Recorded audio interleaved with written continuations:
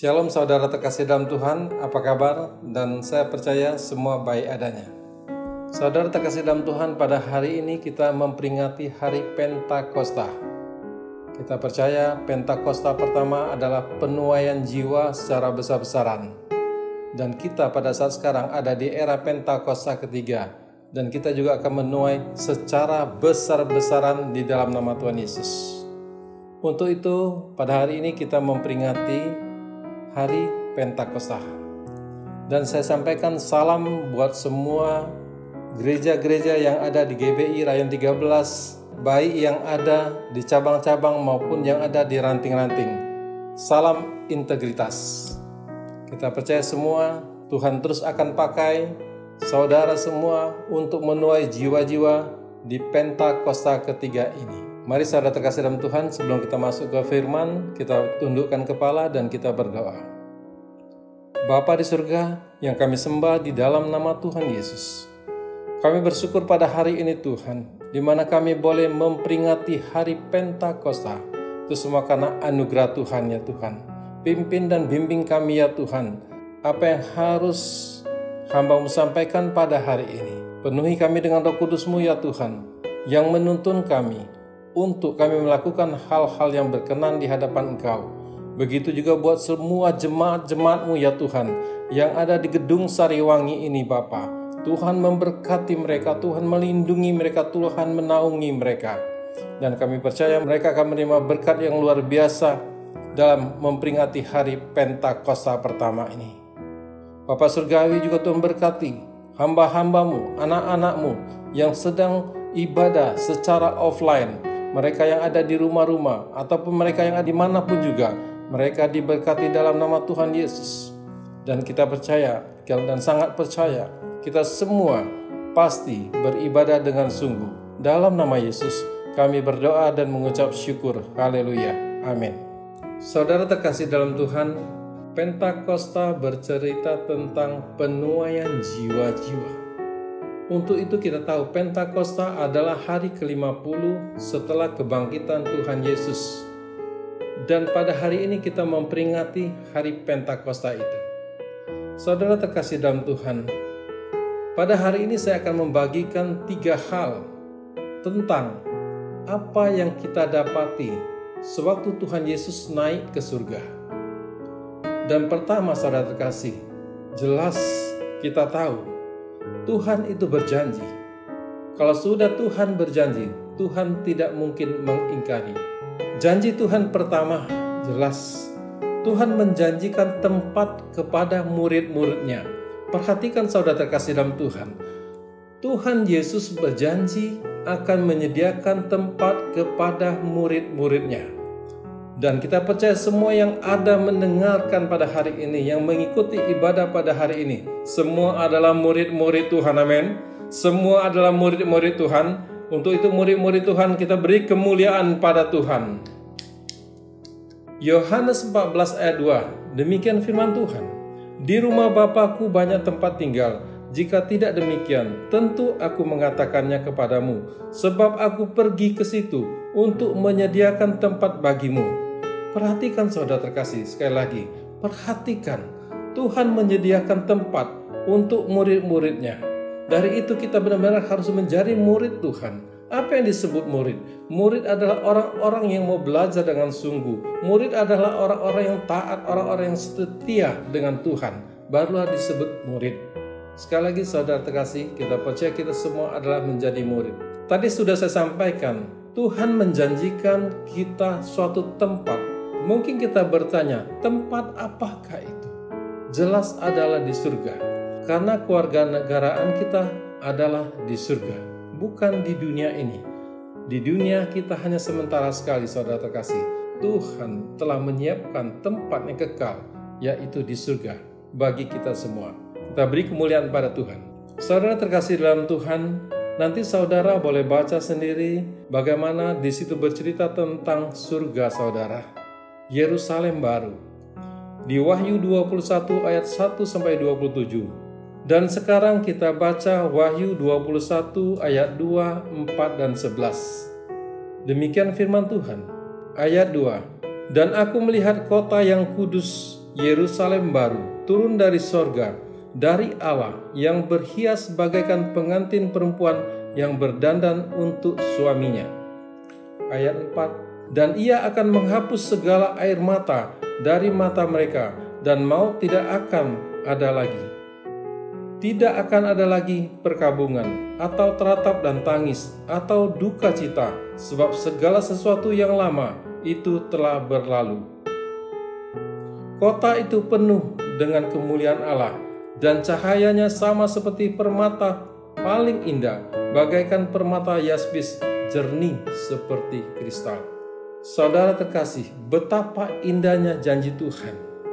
Kita percaya kalau sudah Tuhan berjanji, pasti Tuhan tepati. Amin. Seperti yang sudah saya sampaikan tadi. Untuk itu saudara terkasih, kita harus tahu tadi adalah janji Tuhan pertama, yang sekarang kita masuk ke dalam janji Tuhan yang kedua. Yesus menjanjikan penghibur, yaitu Roh Kudus. Kita bisa baca di Yohanes 14 ayat 16. Aku akan minta kepada Bapa, dan ia akan memberikan kepadamu seorang penolong yang lain, supaya ia menyertai kamu selama-lamanya, yaitu Roh Kudus. Dan hari ini kita memperingati hari Pentakosta, hari pencurahan Roh Kudus yang disebut Pentakosta pertama. Kisah Para Rasul 2 ayat 1-4, demikian firman Tuhan. Ketika tiba hari Pentakosta, semua orang percaya berkumpul di suatu tempat. Tiba-tiba turunlah dari langit suatu bunyi seperti tiupan angin keras yang memenuhi seluruh rumah di mana mereka duduk. Dan tampaklah kepada mereka lidah-lidah seperti nyala api yang bertebaran dan hinggap pada mereka masing-masing. Maka penuhlah mereka dengan Roh Kudus. Lalu mereka mulai berkata-kata dalam bahasa-bahasa lain, seperti yang diberikan oleh Roh itu kepada mereka untuk mengatakannya. Jelas saudara, apa yang disampaikan oleh murid-murid Yesus yang 120 orang sewaktu mereka menerima lawatan Roh Kudus. Jelas mereka mendapatkan bahasa-bahasa baru, bahasa-bahasa lidah, termasuk jelas adalah bahasa roh. Dan kita percaya sebagai insan Pentakosta, saudara terkasih, dan kita bisa memberitakan amanat agung di era Pentakosta ketiga ini dengan berani, karena Roh Kudus bekerja di dalam kita. Saudara terkasih, saya saksikan sedikit pengalaman saya waktu dipenuhi Roh Kudus. Itu terjadi 3 bulan sesudah saya dibaptis. Saudara terkasih, waktu itu kita ikut, namanya dulu masih SOM, Sekolah Orientasi Melayani. Sewaktu kita masuk ke buku yaitu tentang Roh Kudus. Nah, kita doa bersama-sama saling berpegangan tangan. Disitulah saya kepenuhan Roh Kudus. Dan mulut saya berkata-kata dalam bahasa-bahasa yang baru. Dan itu terus, mulai saat itu terus saya pakai. Tetapi saudara terkasih dalam Tuhan, iblis tidak suka kita berbahasa roh. Karena bahasa roh adalah bahasa kita dengan Tuhan. Untuk itu iblis menuduh di pikiran saya. Iblis berkata, bukan. Tetapi saya terus kuat, terus saya jalani, terus saya ucapkan. Ini adalah kata-kata yang dari Tuhan, kata-kata yang baru yang saya dapat. Sehingga sampai dengan hari ini, puji Tuhan dan bersyukur kepada Tuhan, saya selalu berkata-kata dalam bahasa-bahasa roh. Bahasa roh sudah jelas, nanti saya jelaskan apa kegunaannya. Mungkin sudah sangat-sangat tahu. Salah satu yang disampaikan gembala pembina kita, bahasa roh adalah bahasa untuk menuai jiwa-jiwa di era Pentakosta ketiga ini. Sewaktu saya menerima Roh Kudus, saudara terkasih dalam Tuhan, hidup kita menjadi lebih tenang. Sewaktu kita dibaptis dengan air dan Tuhan sendiri membaptis kita dengan Roh Kudus, hidup kita pertama jelas lebih tenang. Karena kita percaya kita dipimpin oleh Roh Kudus, kita tidak takut dan tidak khawatir. Bukan berarti kita tidak punya rasa takut atau rasa khawatir, tetapi saudara, sewaktu kita dipenuhi Roh Kudus salah satu memberi roh keberanian kepada kita untuk memberitakan Injil, memberi keberanian kepastian bahwa kita adalah ahli waris kerajaan Allah. Saudara terkasih dalam Tuhan, pengalaman seseorang dengan Roh Kudus pasti berbeda-beda. Tetapi saya yang alami bertahun-tahun sampai hari ini, sewaktu saya menyembah di dalam roh, Sewaktu saya berkata-kata bahasa roh, tidak terasa saudara terkasih dalam Tuhan.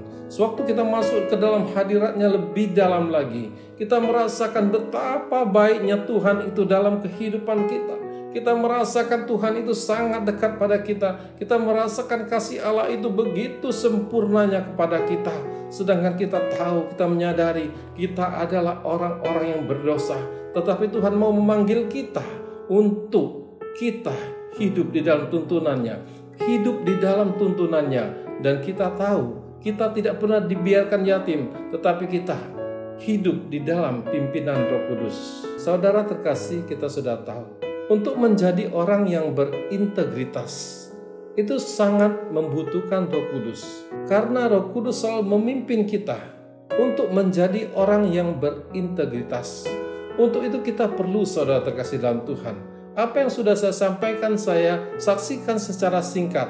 Tetapi kita percaya sewaktu kita dipenuhi Roh Kudus, kita minta setiap hari, kepenuhan itu akan terjadi terus dan akan melimpah-limpah, saudara terkasih.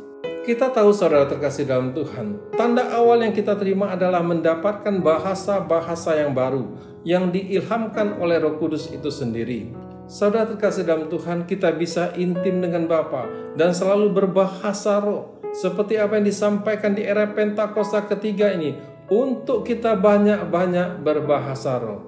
1 Korintus 14 ayat 4a. Siapa yang berkata-kata dengan bahasa roh, ia membangun dirinya sendiri.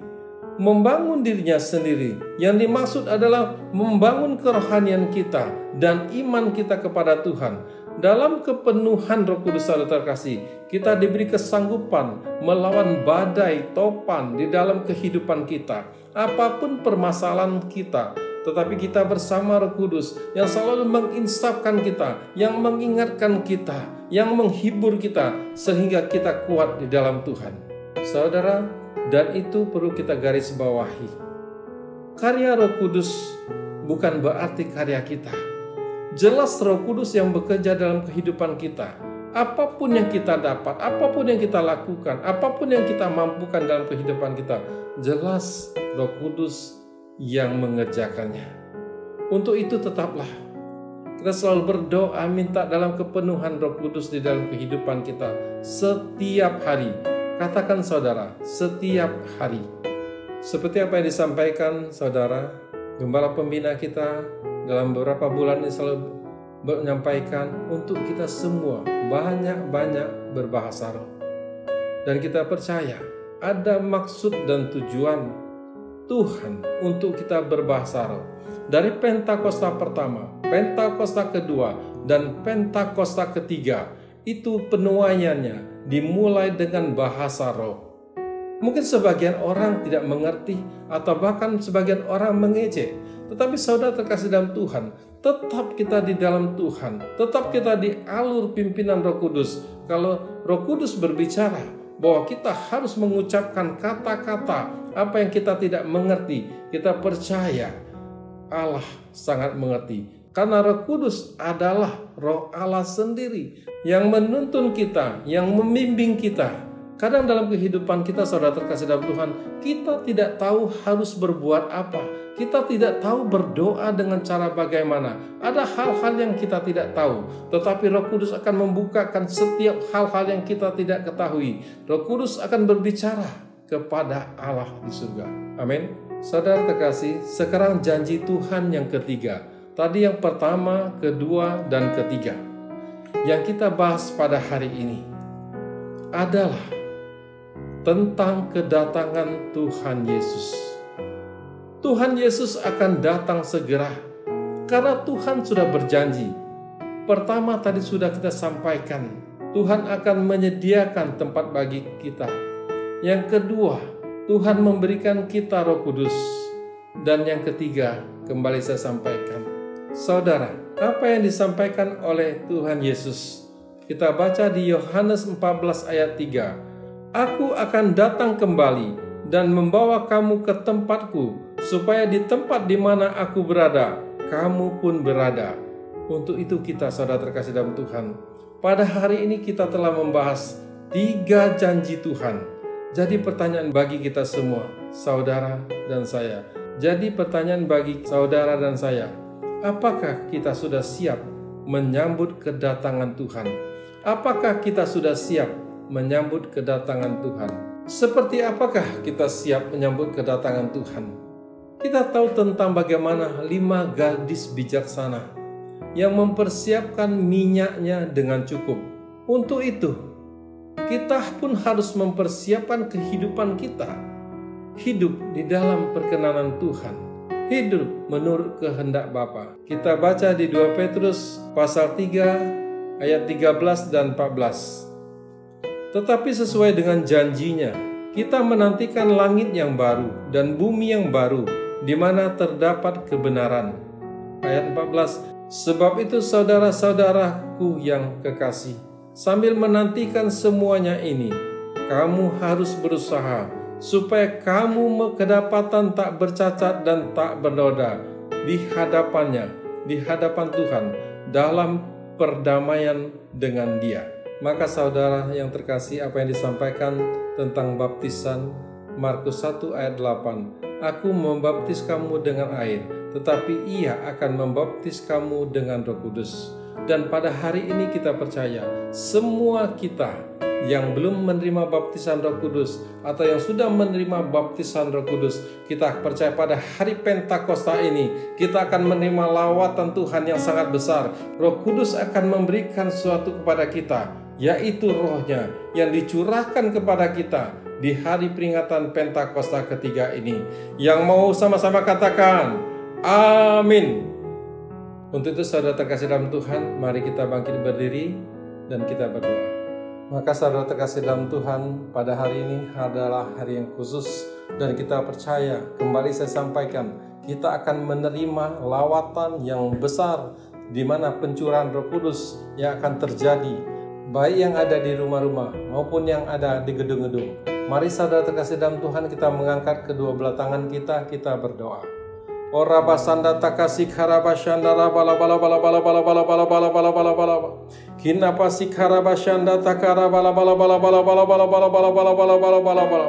Pada hari ini ya Tuhan, kami datang kepada Engkau ya Tuhan, dan kami tahu Tuhan suatu kami minta, maka Roh Kudus diberikan kepada kami di dalam nama Tuhan Yesus. Kami minta kepenuhan Roh Kudus ya Tuhan atas setiap jemaat-jemaat-Mu yang hadir pada saat sekarang, baik yang secara onsite di Gedung Sariwangi, baik yang ada di rumah-rumah atau dimanapun berada, mereka diberkati di dalam nama Tuhan Yesus. Hina pasandara basika basata kamarabataka ya bashandara bala bala bala bala bala bala bala bala bala bala bala bala bala bala sikara basanda takara basikara bala bala bala bala bala bala bala.